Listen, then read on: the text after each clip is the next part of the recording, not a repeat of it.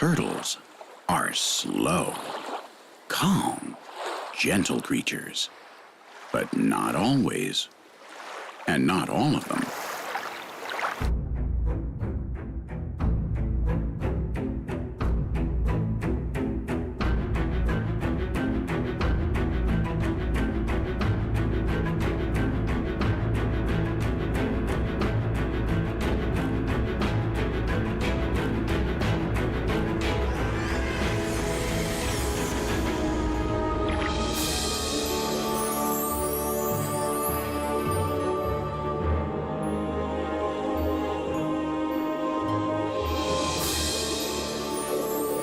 Certain turtle species are fearsome hunters.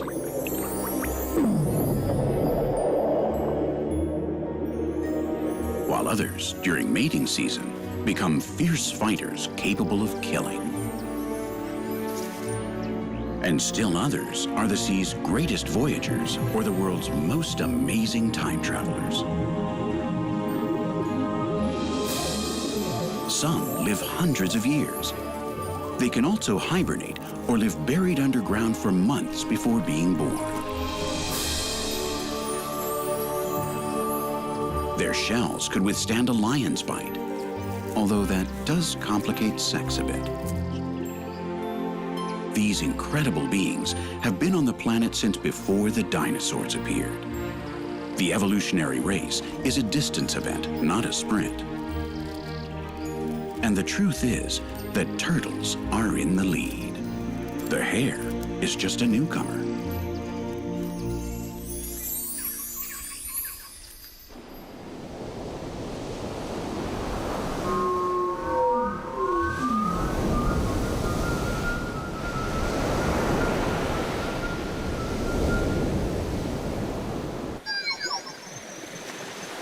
The massive arrival of olive ridley sea turtles to lay their eggs on the beach, called an arribada, is one of the most magnificent spectacles in nature.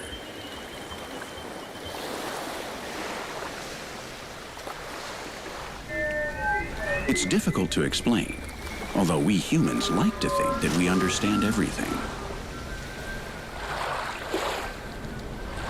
Every turtle or tortoise, no matter what the species, lives practically isolated from its fellows throughout its whole life. Turtles are tremendously solitary animals. And as far as we know, they don't communicate amongst themselves. They don't form defensive groups, nor do they eat together. The mating pairs don't even swim together in the sea except for the day that they copulate. Their isolation contrasts starkly with this impressive meeting. It's so punctual and geographically precise. What signal calls all these turtles into Ostional Beach in Costa Rica on the same evening? There are only 3 or 4 more beaches on the planet where similar landings take place. On the east coast of India. It must be instinct that makes them return to the place where they were born. They must have some sort of internal GPS navigator with that spot recorded on it for the rest of their lives. We don't have a theory that explains how they managed to synchronize their arrival so well, because they can't have all been fertilized on the same day. We do understand their goal. In 40 or 50 days, depending on the sunlight, 10 million baby turtles will all crawl out of the sand at the same time.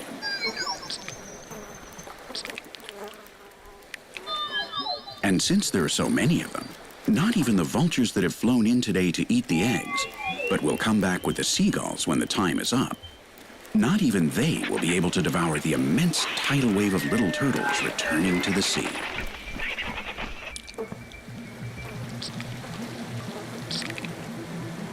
From August to November, 4 times a year, hundreds of thousands of olive ridley sea turtles crawl out onto the beach 10 days before the new moon to bury their eggs.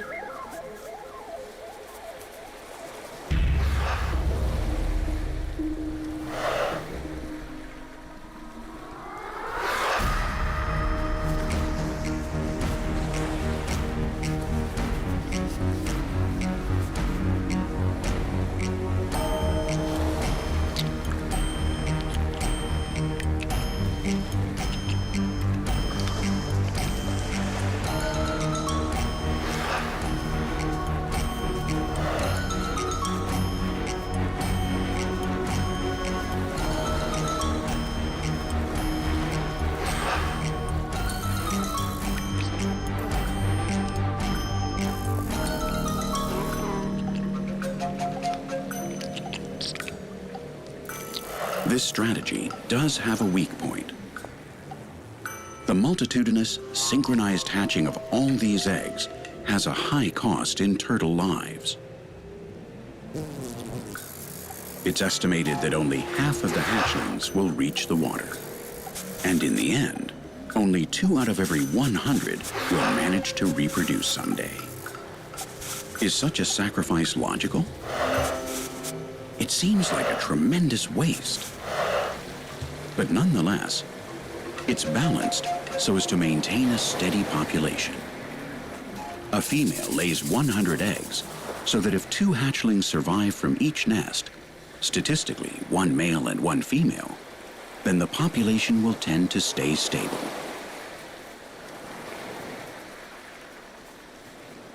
Losing 98% of the hatchlings is a tremendously savage natural event. It's a very elitist selection process, but that's how evolution works.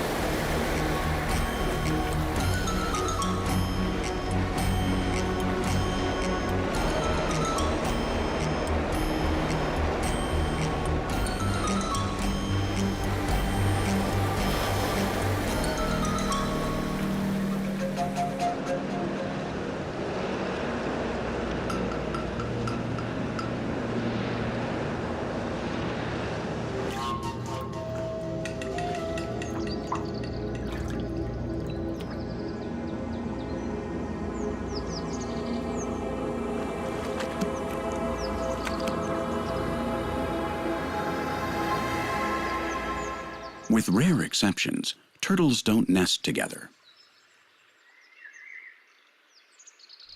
A nest often holds only 5 or 6 eggs, buried close to the surface.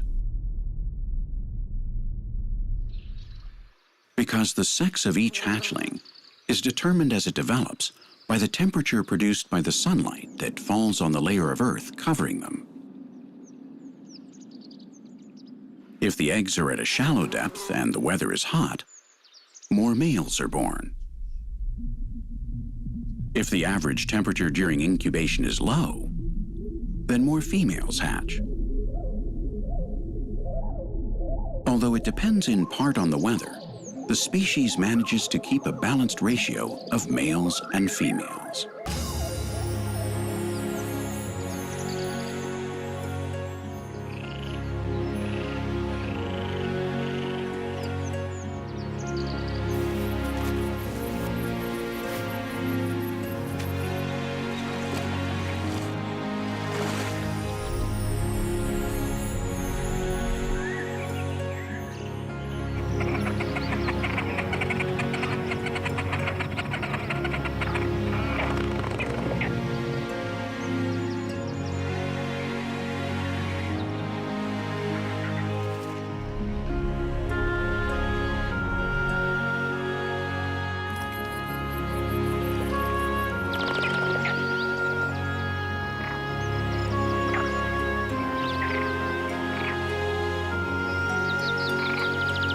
The Spanish pond turtles have begun to hatch today. These members of the Moremus leprosa species have been closed up in their leathery shells for 2 months. They've been using the egg tooth that has grown on the tip of their nose to scratch away at the shell, little by little.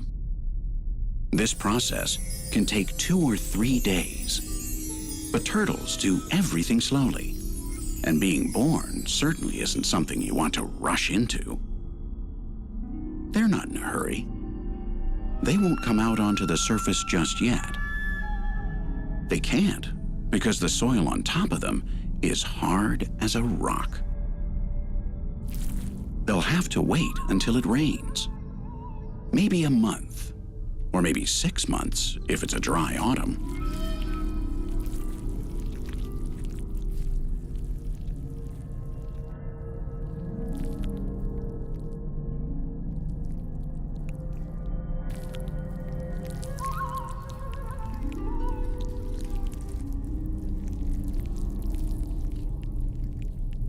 In North Africa and Western Mediterranean Europe, the territory of the Spanish pond turtle, the eggs laid in summer hatch in autumn if it rains.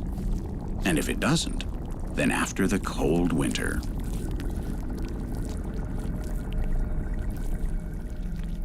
The hatchlings are forced to wait, buried alive.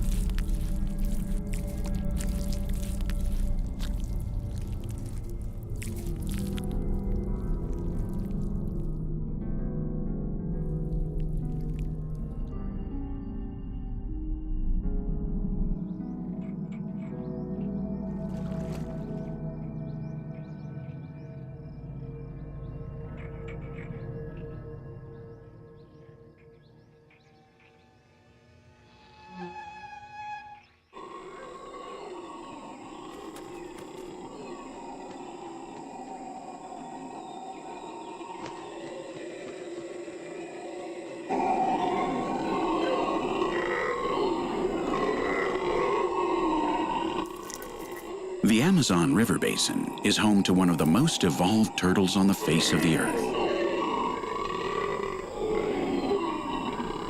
It's so mimetic that it's hard to spot. Very few people know of it, but it's a highly skilled hunter, able to stalk without being seen. It moves very slowly, so slowly that no one notices its presence. That's the secret of the best predators. It hunts small, quick, living fish. Fish have a sense organ, the lateral line, that perceives all kinds of vibrations in the water.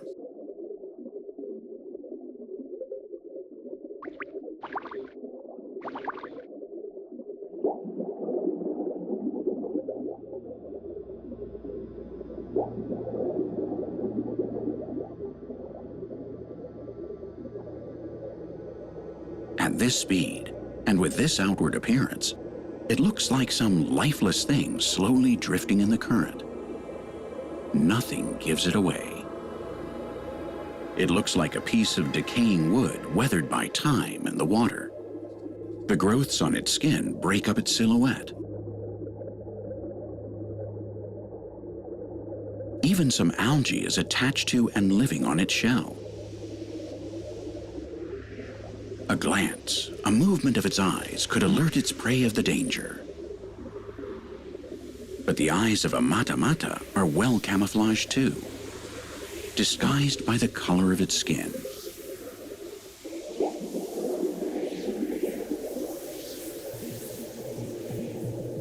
But this turtle's real secret weapon is its mouth.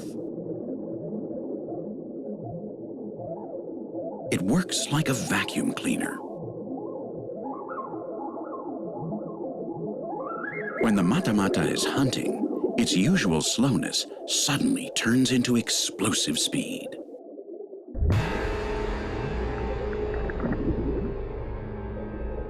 When it opens its jaws, it does it so quickly that it creates a current that sucks everything into its throat. A little fish that's close enough can't fight its pull. This movement is like a shot.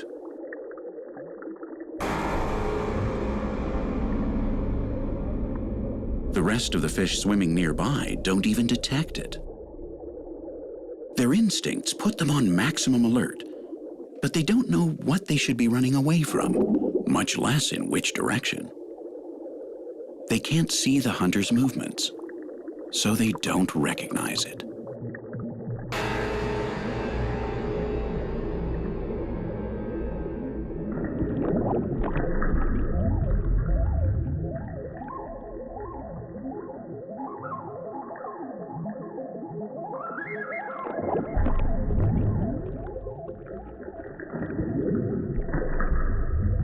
The mata-mata is an extraordinary creature.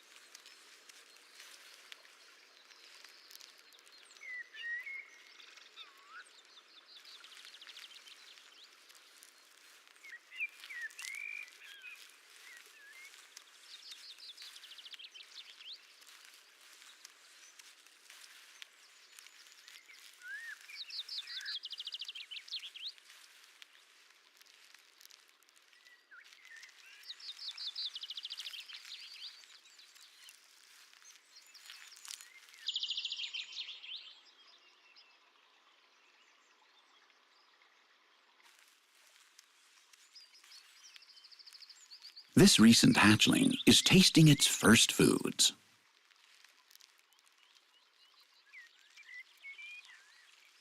Flowers draw its attention in a big way, both because of their color and because of their smell. Turtles have an exquisite sense of smell, and they follow their noses when they have to make certain nutritional decisions.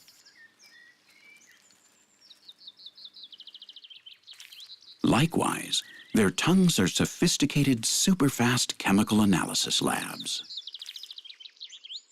When a turtle wants to eat a new plant, it has to take certain precautionary measures.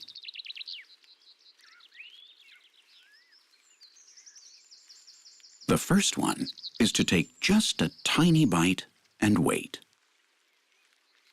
Trying a new plant always involves a risk that it might be poisonous and the turtle could die. So the dosage is fundamental.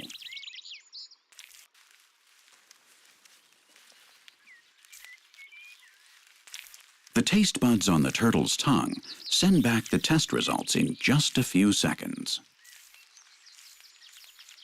There's no danger in this case. But almost all plants incorporate substances with a bitter taste, like that of poisonous substances. And it isn't always easy to distinguish the plant species that are edible from the ones that aren't. Turtles aren't pollinators. That gift wasn't conceived for them. But they do take advantage of the opportunity.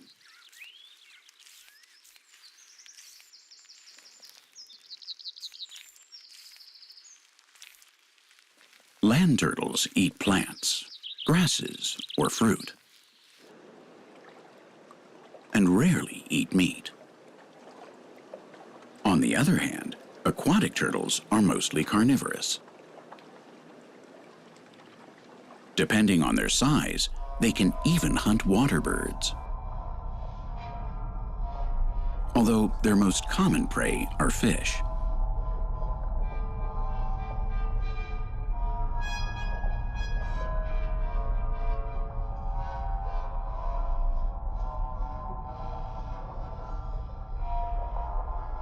The alligator snapping turtle, Macrochelys domingi, is the largest freshwater species in the world.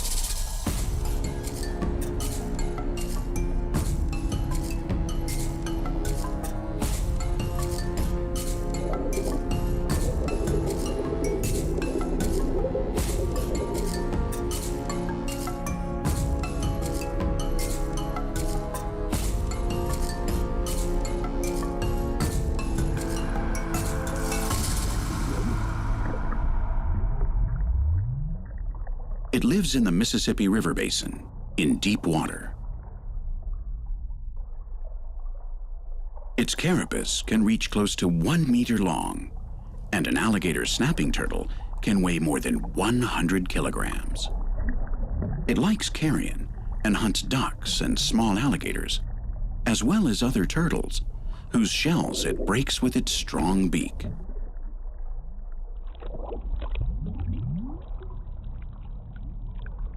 But when it's young, it prefers fish.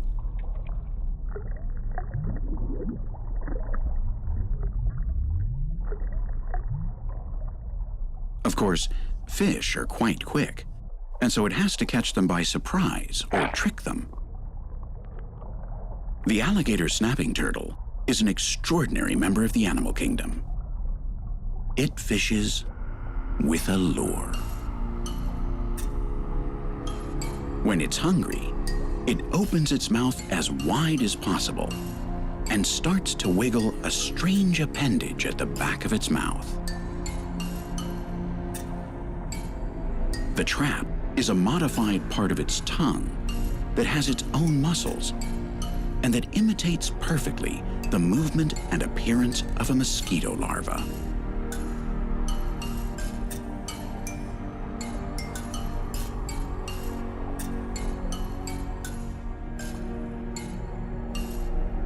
It really looks like a live aquatic larva, the favorite food of many fish. The alligator snapping turtle is very patient. It knows how to wait, and it can spend days in the same position without stopping the show, just in case someone happens to be watching. This group of cichlids seems to have focused their attention on the turtle's lure. But they're not fools, and they have a better memory than people think. Perhaps they've been attacked this way before. Their instincts warn them that something isn't quite right. That's why they have doubts. But they're hungry. And as they say, hunger gives bad counsel. The alligator snapping turtle's technique is practically perfect. Its whole body mimics its surroundings. Its irregular carapace looks like a piece of wood or a stone. And usually, it's even covered with algae or sand. Its head is covered with bumps and warts that break up its silhouette, making it harder for others to recognize it. Its open mouth is a fearsome trap that can clamp down in just hundredths of a second.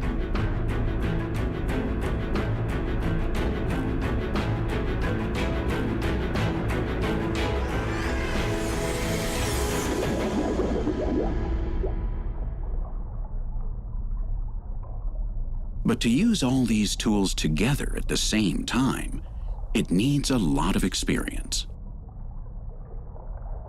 This turtle has already learned that it's pointless to try to chase its prey. It has to stalk them and wait for the right moment.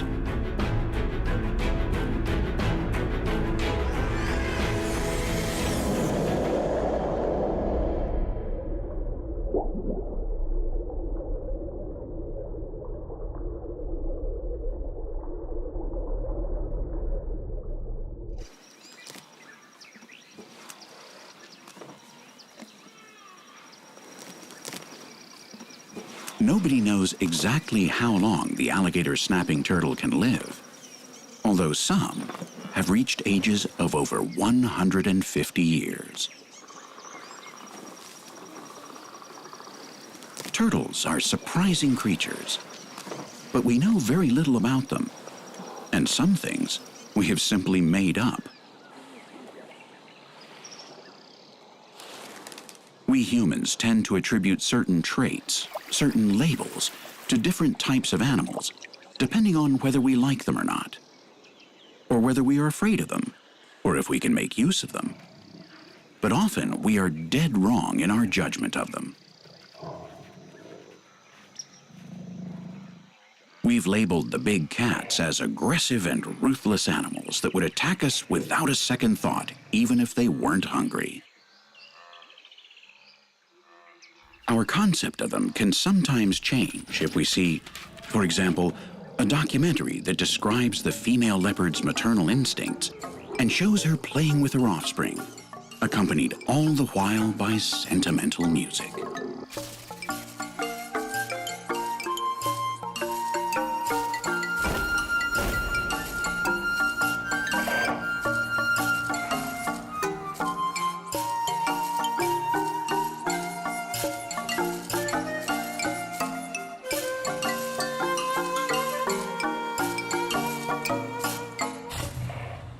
But later, we go back to the preconceptions we have about big cats.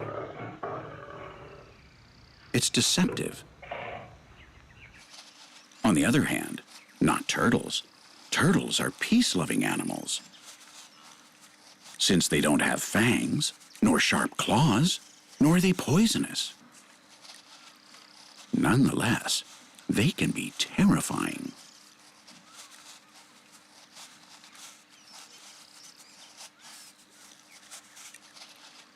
This is the largest and strongest tortoise found on a continent, rather than on an island. The African spurred tortoise, Geochelone sulcata.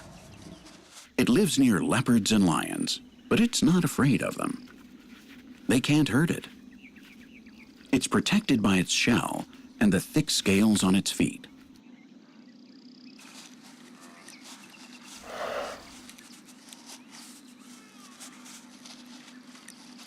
The worst threat to an African spurred tortoise is another African spurred tortoise. That is, when they're both males.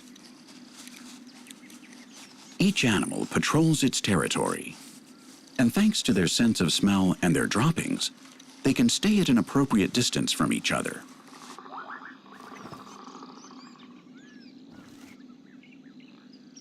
So if they do run into one another, it's not by chance. The mere presence of another of their kind is a provocation. Even a tortoise can get violent when it's mating season.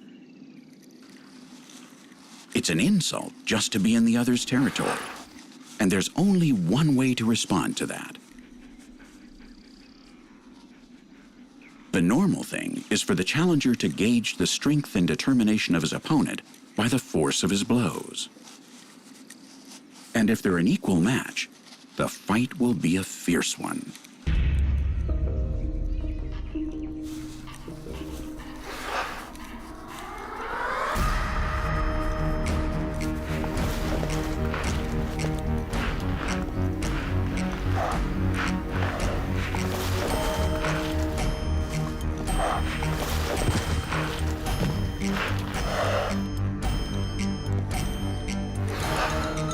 Their shells can take the hits, but the tortoises aren't trying to break each other's carapaces. They're trying to flip the other over onto his back, so he'll die.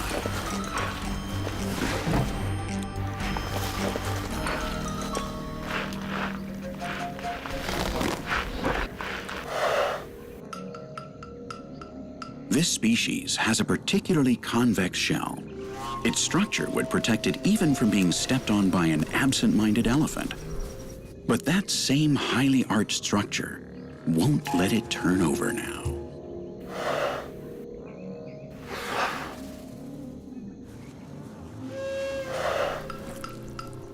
In this position, its lungs are compressed by the rest of its internal organs, which makes it more difficult to breathe precisely when it needs oxygen most. And today, it's blazing hot in Kenya.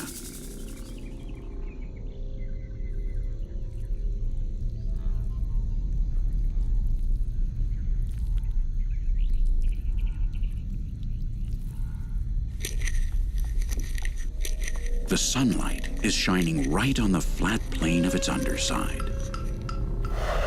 In just an hour, if it doesn't manage to turn over again, it will die.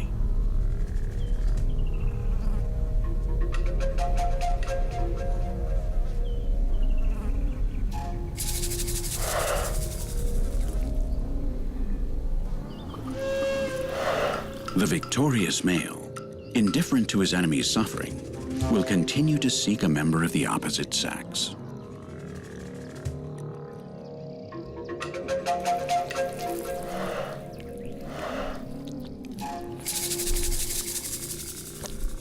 A shell can be a problem now and then, but most of the time, it's been an essential feature for turtles and tortoises. It's what has allowed them to become what they are. Yes, it's a defensive shield, but it's much more than that. Right now, it's working like a terrific solar panel. Reptiles need to raise the temperature of their blood and organs in order to carry out vital metabolic functions. Taking a sunbath in the morning is even more important for them than having breakfast. In fact, if they didn't take a sunbath, they wouldn't be able to digest their breakfast. The shiny and polished carapace of these tortoises is now quickly capturing the sun's heat, which may also be what saved them when the meteorite that killed off the dinosaurs hit the planet. They certainly know how to get the most out of each ray of sunlight.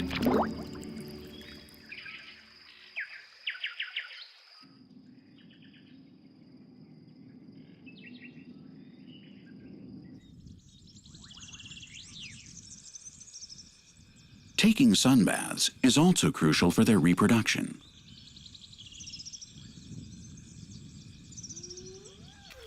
Sex is perhaps the most complicated task for a turtle because of how they're built. First of all, their shells make them the least flexible beings in all creation. Copulation requires an exercise in balance and pinpoint accuracy. And, of course, there's no chance of changing postures. And then there's the matter of speed, above all when walking. It probably takes them weeks or even months just to find each other. That's why the mating season for males is so long.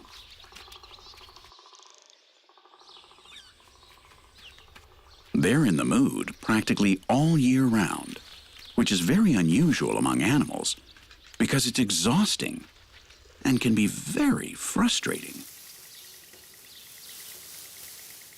Another complication that limits their ability to find a mate is their visual perspective. Their eyesight is good, but when looking around from so close to the ground, at the level of the plant life, it's not easy to figure out where the rest of your kind are. Many turtles, like this Geocolony pardalis ethiopiensis, popularly called the leopard tortoise because of the spots on its shell, live in flat places. The absence of hills is an advantage when you have to carry your home with you everywhere you go. But the vast grassy plains don't offer many raised vantage points from where you can take a look around in search of a date.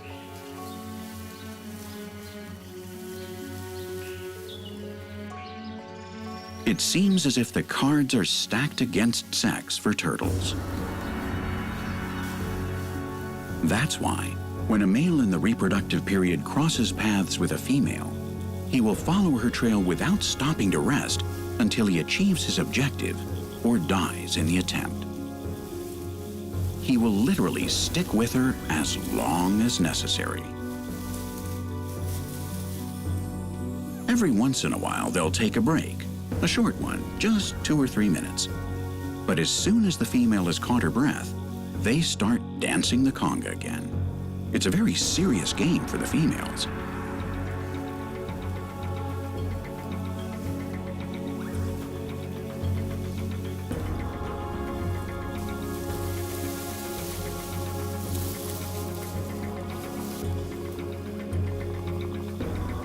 Swept up by his desires, he'll try several times to block her path. He walks around her and stops right in front of her, trying to kindle a change in her attitude. Although, for the moment, she's giving him the cold shoulder. He's been pursuing her for several hours, but it's still not the right time. The male had a really hard time finding her. He was guided by his sense of smell, but luck also played a part, so he's not going to give up. The problem is that the female isn't biologically ready to be impregnated yet. But the male's insistence will provoke her ovulation. If he keeps insisting, day and night.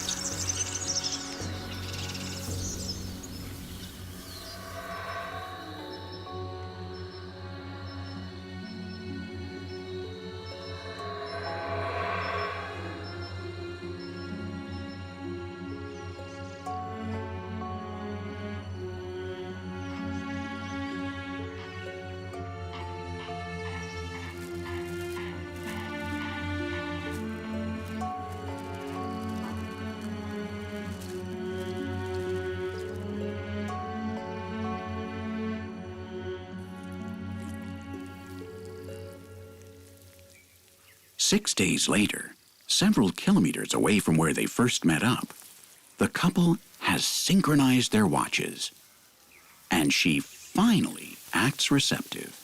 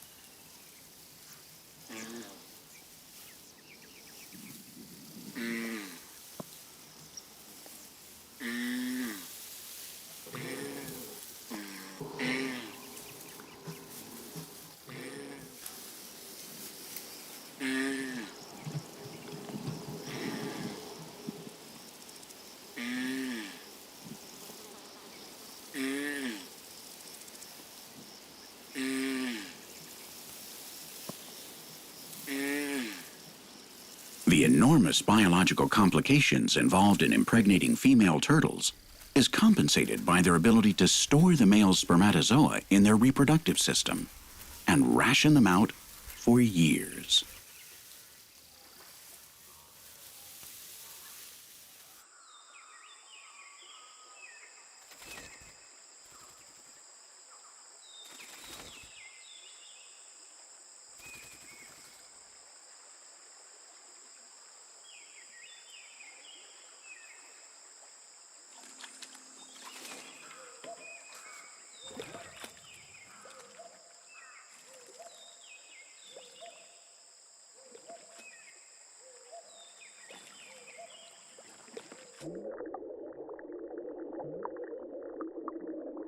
Apart from man, few predators attack turtles or tortoises. Most animals are aware of how pointless it would be to try to break through the formidable defensive structure of these armored reptiles. And so they don't waste their time. But this raccoon is young and inexperienced, and also very hungry and extraordinarily curious. He's looking under the stones in the stream for anything that will calm his grumbling stomach. A crawfish, even though its shell is quite hard, doesn't present a problem. But it's small, and he needs more food. The fangs, strength, and intelligence of a raccoon are powerful weapons. And lots of little turtles die to satisfy his hunger.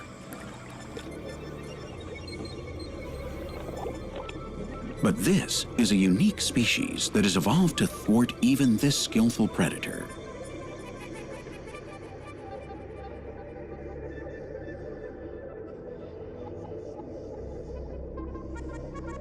It's a striped mud turtle, Kinosternum bauri, which can close itself up almost hermetically. Its plastron, or the underside of its shell, has a semi-elastic joint that folds up such that not even its feet or tail or anything is left exposed. its defenses are impregnable. The only option would be to eat it whole. And that's not so easy.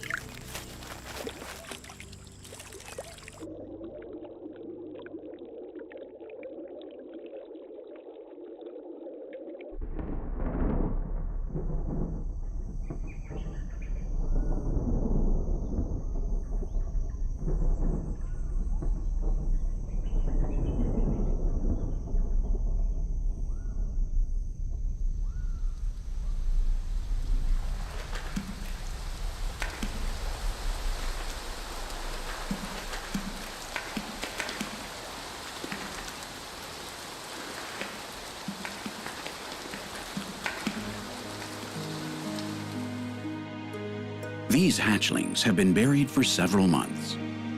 They're Spanish pond turtles from the Mediterranean region in central Spain. They broke out of their eggs during the warm summer, but they were forced to wait through the autumn and then the winter. At first, the soil was dry and hard from the heat. And then the cold weather arrived. It was impossible to come out. Now it's spring. The temperatures are mild. The soil is softened thanks to the rain. And now's their chance. The moment to really be born. They break through only 3 or 4 centimeters of earth toward the light.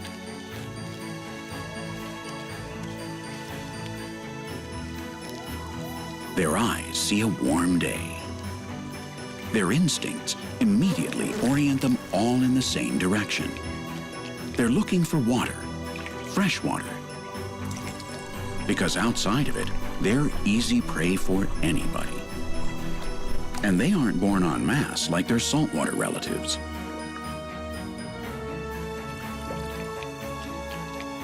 Five and 6.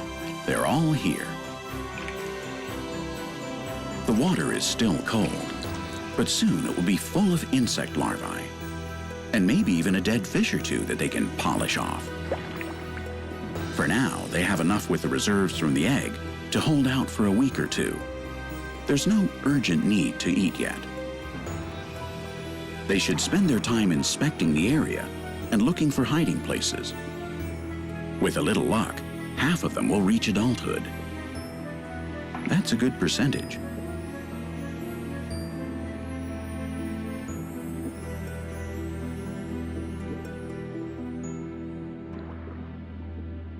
Submersion has always been an effective defensive tactic to escape from the hunters that walk on dry land. That's probably how aquatic turtles began their evolutionary journey towards living in the water.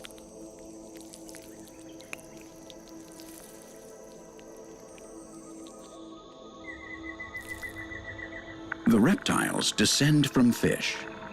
One day, they left the water to colonize the forests and deserts. But now, the whole crocodilian order and half of the turtles have returned to their ancestral habitat.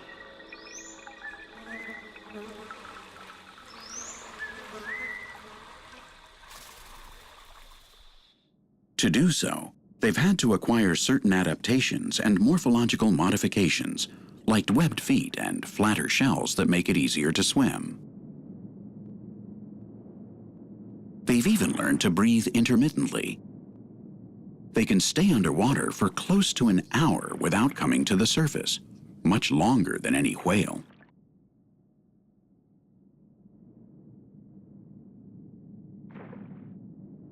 The turtles that live at those latitudes that have alternating warm and cold seasons are even able to hibernate or estivate for months, getting the oxygen they need directly from the water through their supervascularized cloaca, which is almost like the gills of a fish.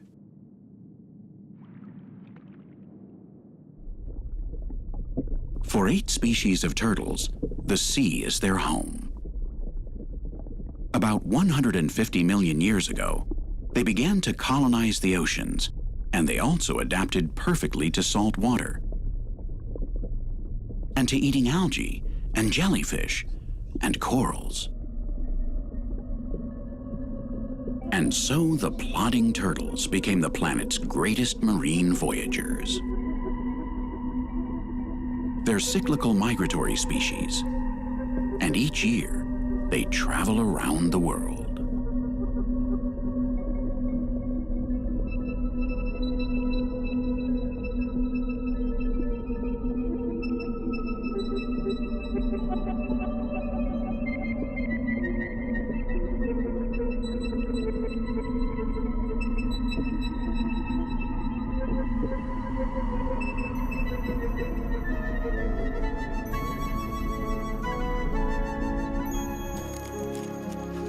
The turtles have had enough time to change and adapt to different ecosystems and ways of living. They were originally land animals, but some have evolved to live in freshwater habitats and others in the sea. Nevertheless, their basic design hasn't changed in the last 300 million years. It's a rare evolutionary feat. That's a long time on the planet. We human beings are still a young species, one of the youngest. Our family is only about 3 million years old at most, and as a species, we were practically born yesterday. We've lived barely 1,000th of the time that they have. In our legends, turtles are wise and outstanding counselors. We've sensed, unconsciously of course, that the wrinkles on their faces are a sign of ecological wisdom. But they just might be able to teach us a lot about what we should do if we want to continue to live alongside them for a long time in the race of life.